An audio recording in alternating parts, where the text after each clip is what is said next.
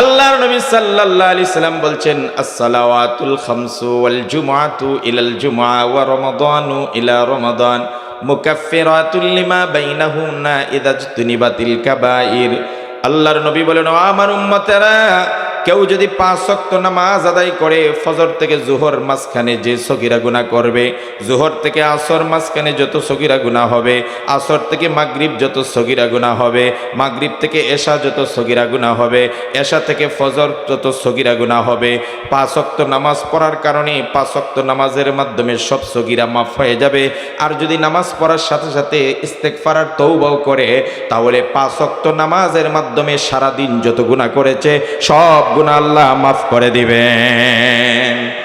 অনুরূপ নবীজি বলেছেন, কেউ যদি 2 জুমা আদায় করে, আগের জুমা আদায় করার পরে পরের জুমা আসার আগ পর্যন্ত মাঝখানের যে 6টা দিন আছে, ওই 6টা দিনে যত সগীরা গুনাহ করবে, আর যদি ইস্তেগফার করে থাকে, তাহলে কবিরা গুনাহ সহ 2 জুমা আদায় করার কারণে আল্লাহ রাব্বুল আলামিন মাঝখানের 6 দিনের সব গুনাহ মাফ করে দিবেন। ওয়া রমাদানু ইলা রমাদান, আল্লাহর নবী বলেন, কেউ যদি 1 রমজান আদায় করার পরে পরের রমজানও আদায় করে, মাঝখানে 11 মাস যা সগীরা গুনাহ করেছে 2 রমজানে মাফ। আর যদি ওই সগীরা গুনাহ করার সাথে কবিরা গুনাহ করে আর যদি তওবা করতে পারে, ইস্তেগফার করতে পারে, 2 রমজানের মাধ্যমে 11 মাসের যাবতীয় গুনাহ আল্লাহ মাফ করে দিবেন। বুঝে থাকলে বলুন তো, আমাদের সাপ্তাহিক বিশেষ ইবাদতের দিন আর ইহুদিদের? তো ইহুদি আলেম ছিলেন আব্দুল্লাহ ইবনে সালাম, সারা জীবন বিশেষ ইবাদত করছেন কোন দিন? আর মুসলমান হওয়ার পর এখন কোন দিন করা লাগে? তো ওনার আপত্তি নাই, আমি শুক্রবার করব, যেহেতু ইসলাম ধর্ম গ্রহণ করছি, মুসলমানদের যেদিন শুক্রবার দিন বিশেষ ইবাদত, আমি এদিন করলাম। কিন্তু সারা জীবন যে একটা অভ্যাস ছিল শনিবার আসলেই বিশেষ ইবাদত করার, ওইটাও ইনি ছাড়েন নাই, ওইটাও ধরে রাখছে। শুক্রবারও করে, কথা কয় না, শনিবারেও ওই সারা জীবনের অভ্যাস। তাইলে বোঝা গেল শনিবারের প্রতিও ওনার একটা টান আছে। দেখেন, অপরাধ কিন্তু খুব বড় না। একটা দোষ। 2 নম্বর দোষ হলো মুসলমানদের ধর্মে উটের গোশত খাওয়া হারাম না জায়েজ? হালাল। আর ইহুদি ধর্মে উটের গোশত খাওয়া হারাম। পার্থক্য আসেনি? এখন ইহুদি ধর্মে ছিলেন ইনি, এতদিন কি খান নাই? হারাম তো, এতদিন উটের গোশত। আচ্ছা, আমাদের ধর্মে কুকুরের গোশত খাওয়া, শুকরের গোশত খাওয়া, আমরা এতদিন না খাইতেছি, এটার প্রতি আমাদের ঘৃণা, কারণ এটা হারাম। হঠাৎ করে খোদা না করুক, আল্লাহ না করুক, যদি আপনি অন্য ধর্ম চলে যান আর ওই ধর্মে গিয়া দেখেন কুকুরের গোশত খাওয়া হালাল, তারপরও হালাল হইলেও আপনি খাইবেন না। দীর্ঘদিন না খাইতে খাইতে এটার একটা ঘৃণা হিসাব হচ্ছে। সেম কাহিনী হইছে। আব্দুল্লাহ ইবনে সালাম বলেন, আমি কোনোদিন উটের গোশত খাই নাই, কারণ ওই ধর্মে ছিল হারাম। মুসলমান ধর্ম গ্রহণ করার পরে দেখি উটের গোশত খাওয়া হালাল। এখন হালাল হইলে কি হবে? আমি আগের থেকে না খাইতে খাইতে এটার প্রতি একটা অনীহা আসছে, এই জন্য মুসলমান হওয়ার পরেও আমি উটের গোশত কোনোদিন খাই না। অপরাধ কি খুব বেশি বড়? দেখেন কতটুকু ছাড়ছে ইসলাম থেকে, কতটুকু ছাড়ছে ভাই।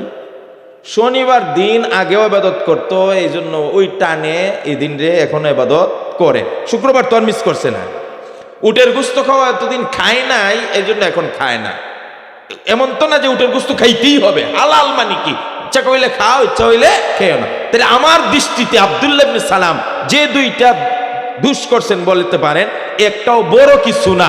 ওই আগের টানে শনিবার বিশেষ ইবাদত করে, আর আগে যে খাইছে না, এই অভ্যাসের কারণে এখনো উটের গোশত খায় না। এই 2টা জিনিস যখন আল্লাহ রাব্বুল আলামিন জানতে পারলেন যে আব্দুল্লাহ ইবনে সালাম ইসলাম গ্রহণ করার পরেও ইসলামের শুক্রবারকে যতটুকু মর্যাদা দেয়, শনিবারকে সমান মর্যাদা দেয়, ইসলামে উটের গোশত খাওয়া হালাল, আব্দুল্লাহ ইবনে সালাম এখনো খায় না, তার মানে ইসলামে সে এখনো পরিপূর্ণ প্রবেশ করে নাই। ওই সময় তাৎক্ষণিক এই আয়াত নাজিল করে দিয়ে আল্লাহ জানায় দেন, ইয়া আইয়ুহাল্লাযীনা আমানু দুখুলু ফিস সিলমি কাফা। হে ঈমানদাররা, ইসলাম যদি গ্রহণ করার দাবি করে থাকো, মুসলিম হিসেবে যদি তুমি দাবিদার হয়ে থাকো, কমপ্লিট ইসলামের সব মানতে হবে। কিছু মানবে আর কিছু মানবে না। আগের ধর্মের প্রতি টান থাকবে, ভিন্ন ধর্মের কিছু মানবে।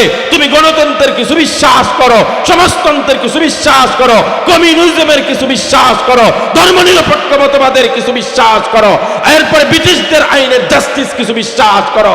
তার মানে আব্দুল্লাহ ইবনে সালাম যতটুকু অপরাধ করেছিল, তার চাইতে হাজার গুণ অপরাধ আজকে আমরা করতেছি। আমাদের জন্য হলো কখনো প্রকৃত মুসলমান হতে পারবো না যতক্ষণ ইসলামের পরিপূর্ণ জীবন ব্যবস্থা সংবিধান কোরআনকে কমপ্লিটলি মানতে না পারবো। কথা বলে ঠিক কিনা? আল্লাহ রাব্বুল আলামিন কোরআনে বলেন, ওয়ালিল্লাহি জুনুদুস সামাওয়াতি ওয়াল আরদ। আসমান জমিনে অসংখ্য অগণিত বাহিনী আল্লাহ তাবারক ওয়া তাআলার আছে। ওয়া মা ইয়ালামু জুনুদা রাব্বিকা ইল্লা হু।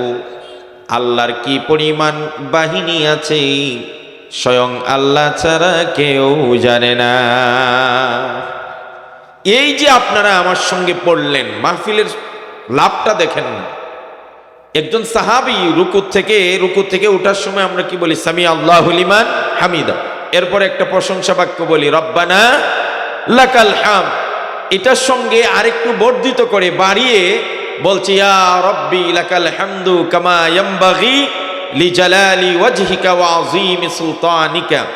এক সাহাবী পড়ছেন, জিবরাইল আলাইহিস সালাতু ওয়াস সালাম নবীজির কাছে চলে আসছেন। সুবহানাল্লাহ বলেন। হযরত জিবরাইল এসে বললেন, ইয়া রাসূলুল্লাহ, ইয়া হাবিবাল্লাহ,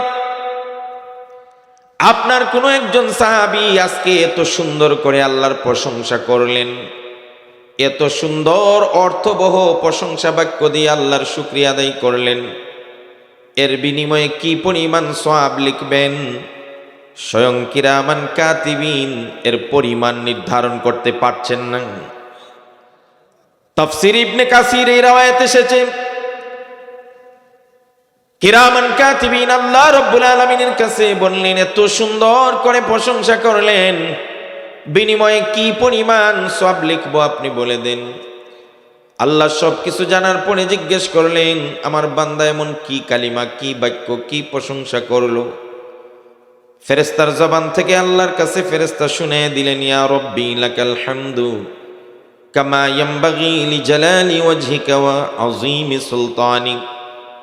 আল্লাহ রাব্বুল আলামিন বললেন, ও ফেরেশতা, এই যে প্রশংসা বাক্যটা বান্দা করলো, আপাতত এর বিনিময়ে কোনো সওয়াব তার আমলনামায় লেখার প্রয়োজন নাই, বরং যে কালিমাটা দিয়ে, যেই বাক্যটা, যে সেন্টেন্সটা দিয়ে আমার প্রশংসা আমার বান্দা করেছে, হুবহু ওই বাক্যটা, ওই সেন্টেন্সটা তার আমলনামায় লিখে রাখো।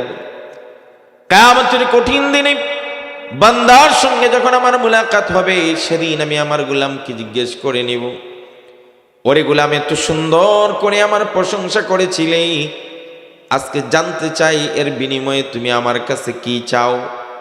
সেদিন আমার বান্দা আমার কাছে যেই পরিমাণ সওয়াব চাবে, এই প্রশংসা বাক্যের বিনিময়ে সেই পরিমাণ সওয়াব আমি আল্লাহ দান করে দেব।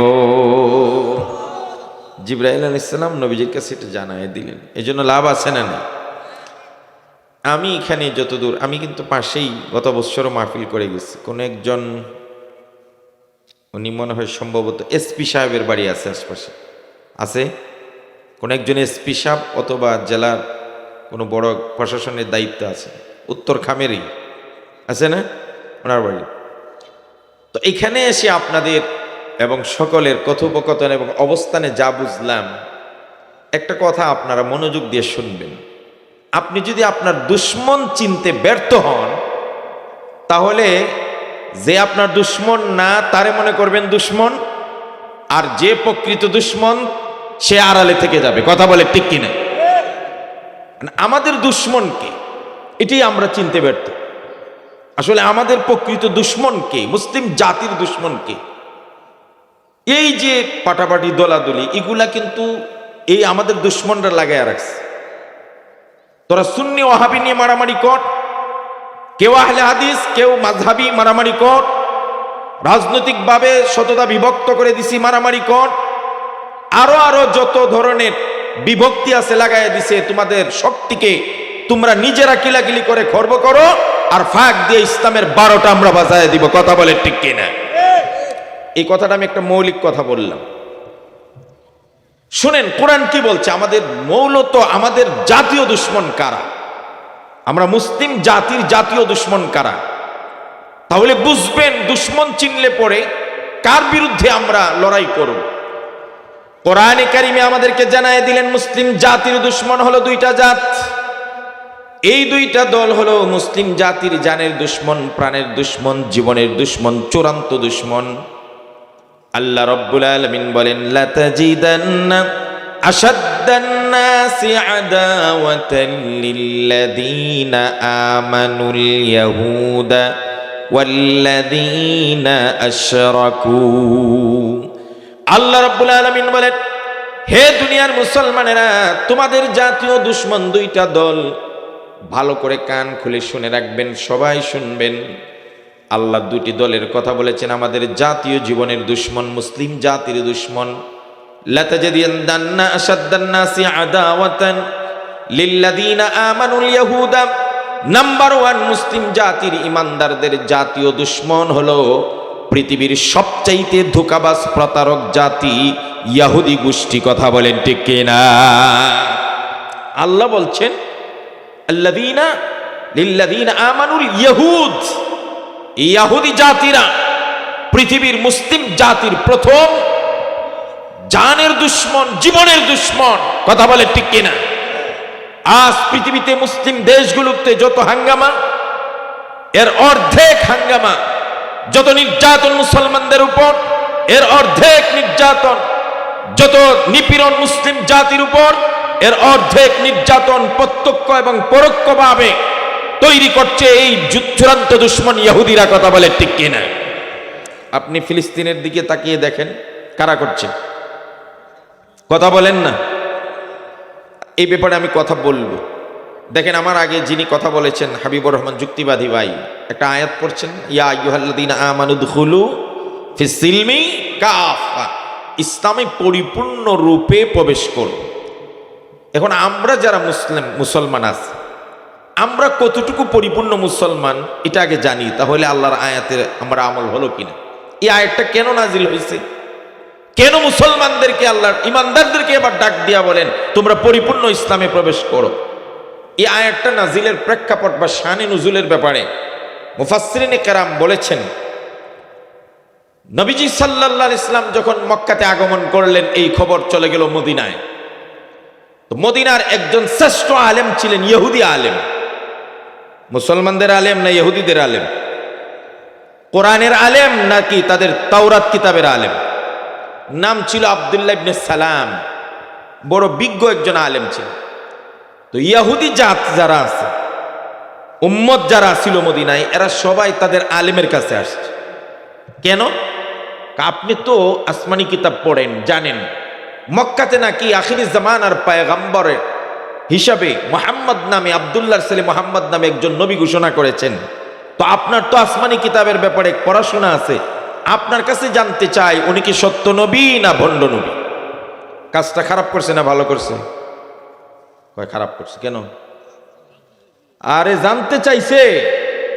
সাধারণ ইহুদিরা তাদের আলেমের কাছে আসছে সত্য মিথ্যা যাচাই করার জন্য, সত্য নবী নাকি ভণ্ড নবী এটা তো আমরা জানবো না, কারণ আমরা কিতাব পড়ি নাই। আপনি তো আসমানি কিতাবের আলেম, আপনি বলেন এই মুহাম্মদ নামের শেষ নবী যে দাবি করলেন উনি কি সত্য না মিথ্যা? এই কাজটা জানার জন্য, সত্যতা যাচাইয়ের জন্য আলেমের দ্বারস্থ হয়েছে। কাজটা খারাপ করছে? আরো জোরে কন, আরো জোরে বলেন। ভালো করছে। এখান থেকে সবক নেন, এখান থেকে সবক নেন। আজকে মুসলিম জাতিরা, সাধারণ মুসল্লি যারা আছেন, আপনি একজন পীর সাহেবের হাত ধরবেন জান্নাতের পথ দেখানোর জন্য, জীবনে কোনোদিন পীর সাহেবের কাছে যাওয়ার আগে একজন আলেমের সঙ্গে পরামর্শ করেন নাই, হুজুর অমুক পীর সাহেবের হাতে আমি মুরিদ হব, উনি কি সত্য না মিথ্যা, ভণ্ড না প্রতারক? কারণ পৃথিবীতে বাংলার জমিনে যেই জিনিস খুব ভালো মার্কেটে চলে, ওই জিনিসের 2 নম্বরটা প্রোডাক্টটা তাড়াতাড়ি বের হয়। কথা বলেন ঠিক কিনা? আর মিয়া বাটা জুতা এক সময় মার্কেট দখল, কারণ এটা এত টেকসই, 2, 4, 5 বছরও কিছু হয় না, সবাই বাটা জুতা কিনে। এখন আরো যে ছোটখাটো কোম্পানি আছে না, এরা দেখলো আমাকে জুতা তো মার্কেটে চলে না, তাইলে কি করা যায়? তাহলে বাটার নকল বের কর। এখন কি বাইর করছে? বাট্টা। বাটারে বিটারে আরের মতো বানায়, একটু বার মতো রাটা আছে না নাই? তাহলে কি বুঝলেন? যেই জিনিসে মার্কেটে চলে বেশি, খায় বেশি, এটার 2 নম্বর আর নকল তাড়াতাড়ি বের হয়। বাংলার জমিনে পীর মুরিদির অবস্থাটা এমন হয়েছে, খুব ভালো ব্যবসা। আমাকে একজন উস্তাদ বলতেন বাংলাদেশের দুইটা জিনিসের বাম্পার ফলন হয়, একটা হলো ইরিধান আর একটা হলো মুরিদান। কথা বলে ঠিক কিনা? এই দুইটা জিনিসের বাম্পার ফলন হয়।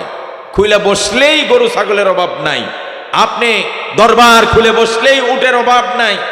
এই জন্য আসল পীরদের বেশ ধরে বাংলার জমিনে হাজারো হাজার, হাজার বললে আমার ভুল হবে না, হাজার হাজার ভণ্ড প্রতারক, ইসলাম জানে না, ইমান জানে না, ইলিম নাই, শরীয়ত জানে না, মানুষদেরকে গুমরা করে জাহান্নামের দিকে নিয়ে যাচ্ছে আর নাম দিছে পিশাব। এরা আসলে পিশাব নয়, এরা শয়তানের আড্ডাখানা খুলছে। কথা বলে ঠিক কিনা? আছে না এমন? কথা বলেন না কেন? আপনারা রাগ করবেন না। ফর এক্সাম্পল আমি বলছি, দেওয়ানবাগে একজন ছিলেন, ওনার একটা দাবির কথা বলি। উনি ভালো না মন্দ আমি বলবো না, আপনারা বলবেন, যাতে আমার দোষ না আসে যে আমাকে পিশাবরে আপনি দুষে গেলেন, এই জন্য আপনাদের উপর দোষ চাপায়া যাবে। উনি বলছেন মুহাম্মদ সাল্লাল্লাহু আলাইহি ইসলামের মেয়ে ফাতেমা রাদিয়াল্লাহু তাআলা আনহা, যিনি আলী রাদিয়াল্লাহু তাআলা আনহুর স্ত্রী ছিলেন, কয় ফাতেমা হলো আমার ওয়াইফ, তার সঙ্গে আমার বিয়ে হয়েছে। রাস্তে কন্যা রাউজুবিল্লাহ। কথাটা ভালো না মন্দ? হেতি ভালো না মন্দ? পিশাব সত্য না ভণ্ড? আমি বলছি না, আপনারা বলছেন। একটা। দুই নম্বর কথা বলছে, ও নাকি একদিন স্বপ্নে দেখে, নাউজুবিল্লাহ, আগে সবাই নাউজুবিল্লাহ পড়ে নেন, তার বক্তব্যটা না জানাইলে আপনারা বুঝবেন না কত নম্বর ভণ্ড। সে বলে আমি একদিন স্বপ্নে দেখি ময়লার ড্রেনের মধ্যে, ঢাকা শহরে ময়লার ড্রেন আছে না, ময়লার ড্রেনের মধ্যে মুহাম্মদ সাল্লাল্লাহু আলাইহি ইসলাম পড়ে আছে। আরো জোরে, আরে যুবককে চিৎকার দিয়ে বলো না নাউজুবিল্লাহ। তারপরে আমি মুহাম্মদ সাল্লাল্লাহু আলাইহি ইসলামকে হাত ধরে উঠালাম, পরিষ্কার করলাম, এরপরে ওনার সাথে নিয়ে আমি রওনা হলাম। এই জন্য মুহাম্মদের ইসলামের নতুন জীবনদাতা আমি। এখন বলেন তো, হে কি সত্য না ভণ্ড? একে পীর না শয়তান? আমি এক্সাম্পল দেওয়ার জন্য বলছি। এখন বুঝেন তো, পীরের নামে ভণ্ড বাংলাদেশে আছে। এখন আপনারা যারা মুরিদ হইতে যান, বিভিন্ন কোন জায়গায় যাইবেন এটা আপনার সোস, কিন্তু একটাবার কি কোনো একজন আলেমকে জিজ্ঞেস করছেন, হুজুর ওই পিশাবটা কি ভালো, তার হাতে আমি কি মুরিদ হতে পারি? জিজ্ঞেস করছেন? কেন জিজ্ঞেস করলেন না? আপনি চিনেন না, জানেন না, টেস্ট করলেন না পিশাব ভালো না মন্দ। আপনারা তো নিজেদের বেলায় খুব টেস্ট করেন না? আমার মুরব্বী বাবারা, একটু মজার সাথে আমি ওয়াজগুলো করছি, কিন্তু পয়েন্টগুলো গুরুত্বপূর্ণ। বাজারে যখন আমার চাচি যখন আপনাকে বলে দেয় আজকে একটা লাউ আইনো, লাউ খাইতে মন চাইতেছে, আপনি বাজারে গেলেন লাউ কেনার জন্যে, দোকান অভাব নাই লাউয়ের দোকান, বুঝে থাকলে বলুন তো, লাউ কি প্রথম দেখাতেই আপনি কিনে নিয়ে আসেন নাকি একটু টেস্ট করেন? কথা বলেন। লাউ টেস্ট করেন কেমনে বলেন তো দেখি? নখ যা আছে পুরাটা ডাবায়া দেয়, আছে না নাই? যদি দেখে নখটা সহজে ঢুকে গেছে, তার মানে কচি লাউ, আর যদি একটু কষ্ট হয়, বোঝা গেল এটা বাতি হয়ে গেছে, লাউ কিনেন না। তাহলে আমার চাচারা, লাউ কেনার আগে আপনারা টেস্ট করেন ভালো না মন্দ। চাচি বলল এক কাজ করো, আজকে চাউল নাই, চাউল নিয়ে আসো। আপনার খেয়াল হলো গ্রামের চাল, কৃষকের চাউল হইলে ভালো হয়। অনেক কৃষকের চাউল নিয়ে উঠছে, এখন আপনি চাউল কেনার আগে একটু টেস্ট করেন। বুঝে থাকলে বলুন তো, চাউল টেস্ট করবেন কেউ লাউয়ের মতোই? কেমনে? কথা কোন ঠিক না? এমন কামড় দেয় যেটা কটকর কটকর করে বোঝা যায় এটা ভালো শুকাইছে, আর যেটা দাঁতও লেগে যায় না রে এটা শুকাইছে, কমটে নেওয়া যাবে। তাহলে আমার চাচারা, পয়েন্ট নাম্বার 2, চাউল কেনার আগেও আপনি টেস্ট করলেন ভালো না মন্দ। ও আমার চাচারা, 3 নম্বরে যখন আপনি মাছ কিনতে যাবেন, এখন তো আর জেতা মাছ দেখা যায় না, সব হইল বরফের মাছ। তো বরফের মাছের মধ্যে কোনোটা নরম আর কোনোটা একটু তাজা শক্ত আছে। তো মাছটা নরম না তাজা এটা টেস্ট করার জন্য কি লাউয়ের মতো দাঁতে ফালিয়ে দিয়ে না টিপি দিয়ে? তাহলে বোঝা গেল লাউ কেনার আগে আপনি টেস্ট করলেন ভালো না মন্দ, নখ দাবায় দিলেন। চাউল কেনার আগে টেস্ট করলেন ভালো না মন্দ, দাঁতের চিপায় ফেলে দিলেন। মাছ কেনার আগে আপনি টেস্ট করলেন, আঙ্গুল দাবায় দিলেন, কিন্তু যেই পিশাবের কাছে মুরিদ হলেন, ওই পিশাবের হাত ধরে আপনি জান্নাতে যেতে চান, তার মানে পিশাব আপনাকে জান্নাতের রাস্তা দেখায় দিবে, এইভাবে চলো, এইভাবে চলো, এইভাবে চলো। জীবনের এত বড় একটা সিদ্ধান্ত নেওয়ার আগে একটা বার টেস্ট করলেন না, পিশাব ভালো না মন্দ, পচা না তাজা? আপনি তো জীবনের সবচেয়ে বড় ভুলটা করলেন। কথা বলেন ঠিক কিনা? প্রথম কথা হলো, কোন পীর কেন দুনিয়ার কেউ কাউকে জান্নাতে নিতে পারে না। ওই মেয়ে সবাই তো ইয়ানফসি করে, আপনার পীর কোন সময় পাওয়া যায়? নবী করিম সাল্লাল্লাহু আলাইহি সাল্লাম, যিনি দুজাহানের বাদশা, আল্লাহর হাবিব, আমার বিশ্বনবী সাল্লাল্লাহু আলাইহি সাল্লাম তার মেয়ে ফাতেমাকে ডাক দিছেন, তার ফুফু সাফিয়াকে ডাক দিছেন, তার পরিবারের লোকদেরকে ডাক দিয়া বলতেছেন, ইয়া সাফিয়া আনকিদি নাফসাকি মিনান নার। ফুফু গো, আমি আপনার ভাইপু, ও ফুফু, ভাইপু হিসাবে কিয়ামতের মাঠে আপনাকে আমি কিছুই করতে পারবো না। আনকিজি নাফসাকি মিনান নার, আপনার আমল দিয়ে আপনি নিজেকে এই জাহান্নামের আগুন থেকে বাঁচান। ও আমার চাচারা, কথাটা খেয়াল করে শুনবেন। ফাতেমাকে রাসূলুল্লাহ বলতেছেন, যেই ফাতেমা নবীজির কলিজার টুকরা, যেই ফাতেমা জান্নাতের মহিলাদের সর্দারিনী, যেই ফাতেমা হাসান হুসাইনের আম্মা, যেই ফাতেমা সাইয়্যিদুনা আলী রাদিয়াল্লাহু তাআলা আনহুর স্ত্রী, যেই ফাতেমার ব্যাপারে আমার নবীজি বলেছেন, ফাতিমা বিদাতুম মিন্নি, ফাতেমা আমার কলিজার টুকরা। যারা ফাতেমাকে ভালোবাসবে, আমি নবীকে ভালোবাসবে, আর যারা ফাতেমার সঙ্গে শত্রুতা করবে, আমি নবীর সঙ্গে শত্রুতা করবে। সেই ফাতেমাকেও নবীজি ডাক দেয়া বলেন, ইয়া ফাতেমা আনকিদি নাফসাকি মিনান নার। ওরে মা ফাতেমা, শোন, তুই আমার কলিজার টুকরা মা, তবে একটা কথা মনে রাখিস, কিয়ামতের ময়দানে আমাকে বাবা পরিচয় দিয়ে আল্লাহর দরবারে পার পাবি না। আমি তোর বাবা হিসাবে কিয়ামতের মাঠে কিছুই করতে পারবো না। তুমি তোমার নিজেকে জাহান্নামের আগুন থেকে তোমার আমল দিয়ে বাঁচতে হবে। এবার আমার চাচা আর আমার চাচি আর আমার ভাইদের কাছে আমার অনুরোধ, কেউ যদি মনে করেন পীরের হাত ধরলে তোমাকে দইরা জান্নাতে নিয়ে যাবে, জীবনের সবচেয়ে বড় ধোঁকার ভুলটা করবেন। কথা বলে ঠিক কিনা? এটা হলো আমার প্রথম কথা পীর মুরিদির বিষয়। হ্যাঁ, আপনি যদি কোনো পীরের হাতে মুরিদ হন, এই অর্থে যে উনি আমার উস্তাদ, উনি আমাকে ভালো পথে চলার পরামর্শ দিবেন, মন্দ থেকে বাঁচায় রাখবেন, সেই ক্ষেত্রে আপনি পীরের মুরিদ হতে পারেন, আমার আপত্তি নাই। তবে কথা হলো, পীরটা আসল না মন্দ। লাউ কেনার আগে যেমন টেস্ট করছিলেন, চাউল কেনার আগে যেমন টেস্ট করছেন, মাছ কেনার আগে যেমন টেস্ট করছেন, আপনি উস্তাদ আর পীর আর শায়েখ ধরার আগে অবশ্যই টেস্ট করবেন। নিজের যদি যোগ্যতা থাকে টেস্ট করার, আমি আপত্তি নাই, নিজে নিজে যোগ্যতা দিয়ে টেস্ট করেন। আমি টেস্ট করার অস্ত্র দিয়ে যাচ্ছি। লাউ কিনতে হলে নখ দাবাইতে হয়, চাউল কিনতে হয় দাঁতে ফেলে দিতে হয়, মাছ কিনতে হলে আঙ্গুল দিয়ে চাপ দিতে হয়। পিশাব টেস্ট করতে হলে দুইটা জিনিস দেখবেন, তার দ্বারা সওয়াবের কাজ বেশি হচ্ছে আর গুনার কাজ ছাড়তেছে কিনা। যদি কোনো পিশাব সওয়াবের কাজও করে না, গুনার কাজ দেদারসে করছে, খোদার কসম সে ভণ্ড প্রতারক। আর কোনো পিশাব যদি সওয়াবের কাজ সবগুলো করতেছে, গুনার কাজ হারাম কাজ করে না, তাহলে আমি বলবো আপনার টেস্টেই যথেষ্ট। সে এক নম্বর। কথা বলে ঠিক কিনা?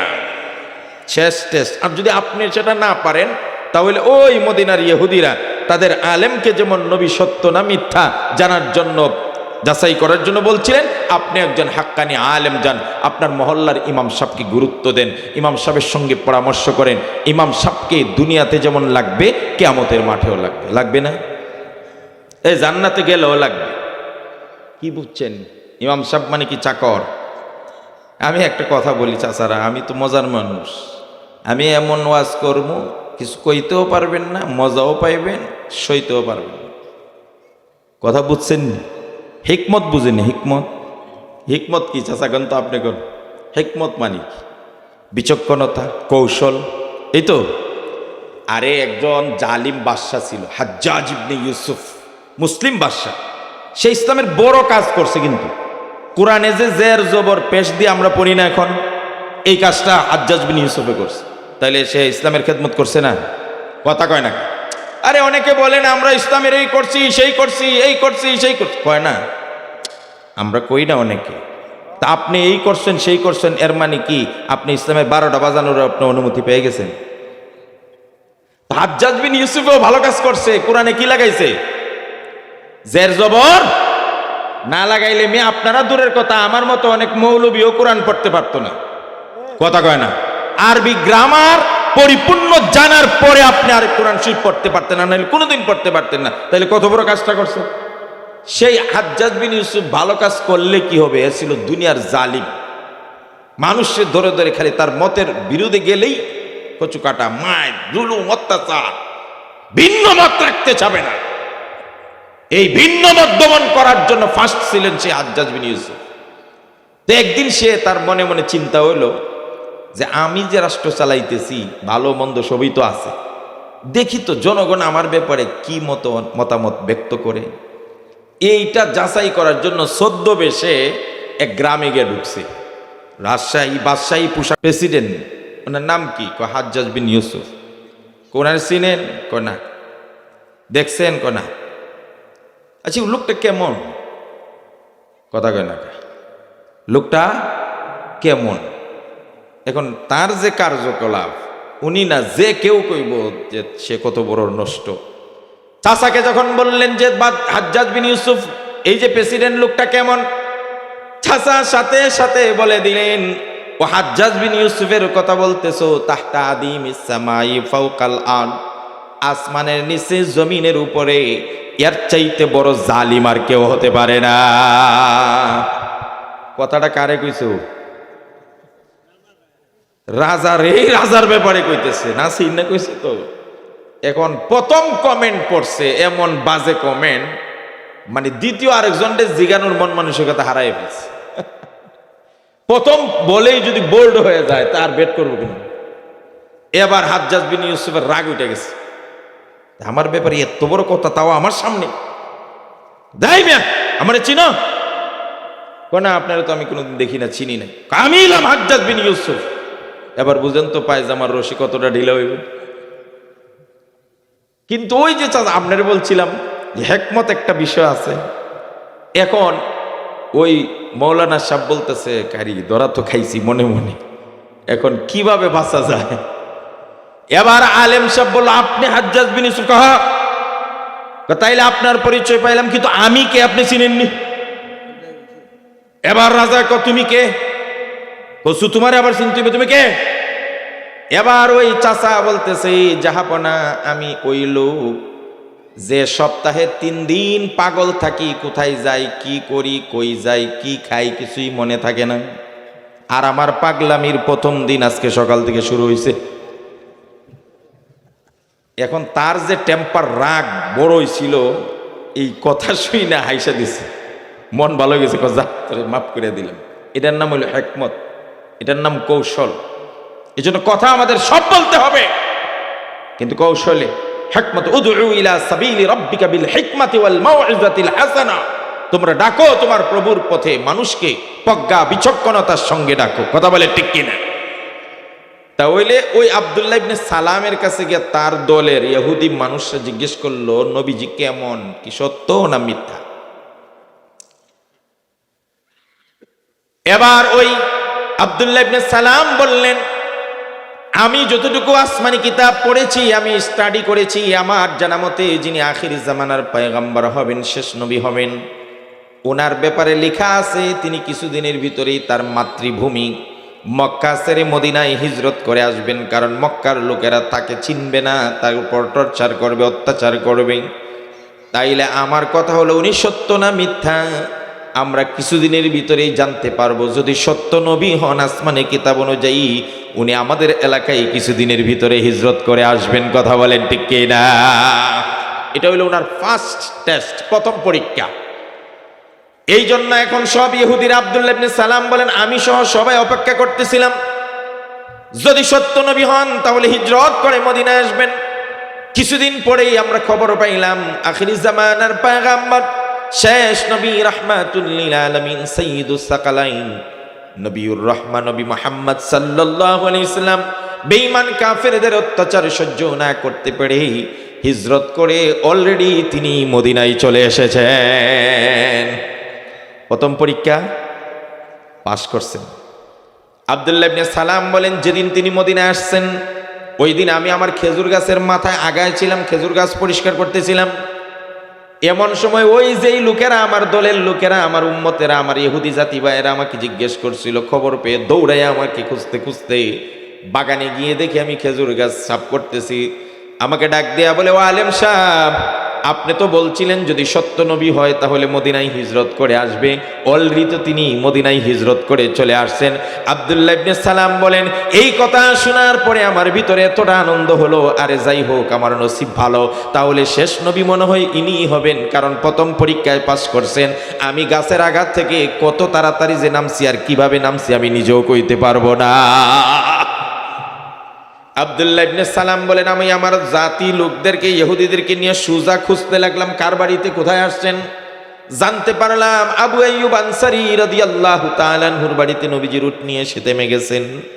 আমি দৌড়ায় গেলাম আমার দলবল নিয়ে, গিয়ে দেখি মদিনার মানুষগুলো আখিরের জামানার পয়গম্বরের নবীকে দেখার জন্য ভিড় করেছে।